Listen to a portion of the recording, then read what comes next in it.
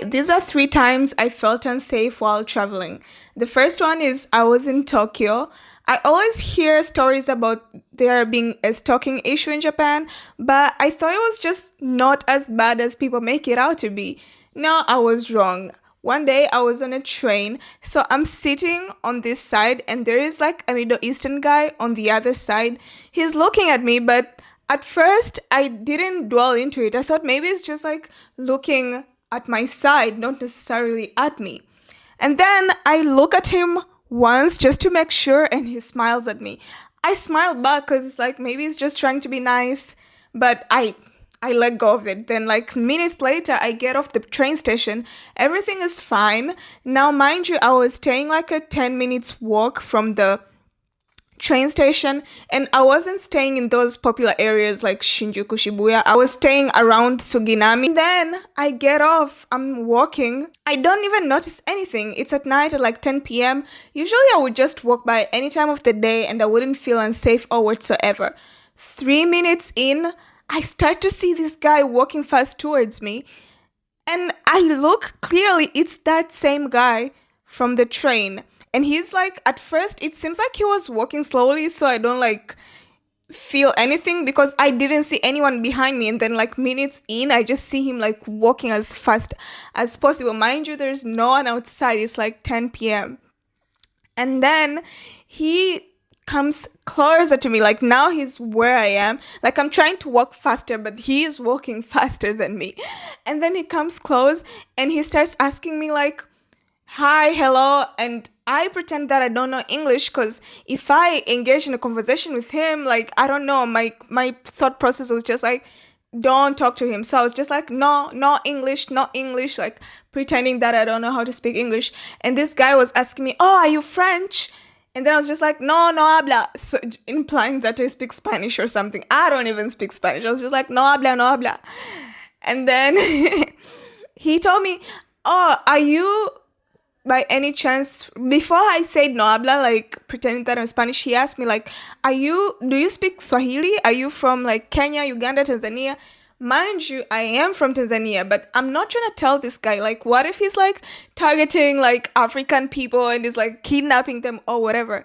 So I'm just like, I just tell him like, no, no habla. And then like, this guy just keeps on wanting to talk to me and it's so weird. Like I'm obviously walking fast and like putting on this face like don't talk to me, but this guy is insistent. But thank God, like I was almost at my Airbnb. It was like a 2 or 3 story building, but he actually didn't follow me exactly to my place because at my place they were renting bikes, and sometimes you find like teenagers, like I don't think it's bikes, it wasn't like bikes like those scooters kinda.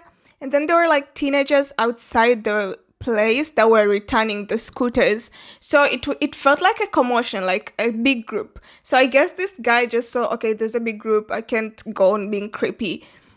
And he left. I'm so happy that he left before, because I wouldn't want him to see me walking inside and knowing where I stay. But yeah, that's it. Nothing happened. He just went away after seeing there's like a large group of people close to me. But that was kind of scary. Like, to be fair, I didn't have any other negative like experiences like this while I was in Tokyo, but this one was like, I was like, yo guys, like I just hope nothing bad happens. So yeah, that was the first incident that was in Tokyo. Another incident happened in Singapore. I had just come from the Olivia Rodrigo concert, and I don't know, for some reason, like this happens to me a lot of times when I'm traveling. Sometimes when you use when you use like Bolt, Uber, I think it was Bolt though. Yeah, it was Bolt, definitely Bolt. When you use Bolt, sometimes when you put your card, it sometimes declines. Like sometimes, I don't know what's wrong. Like sometimes it would work with my card, sometimes it wouldn't. That day I didn't have cash because I just gone to the concert. I bought the ticket by cash from someone who just gave me their extra ticket from there. And I ended up just like using all the cash I had at hand.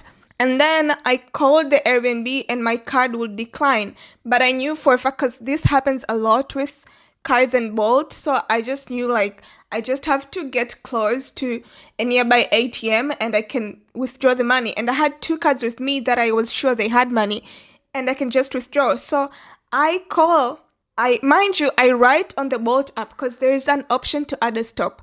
I add a stop to a mall that because I googled and it had an ATM, and then I add the first stop to the ATMs and then the next stop to my house. So this driver comes, he picks me up. He looks like super quiet, but I don't look much into it. And then we get to the first stop. So I'm not from there.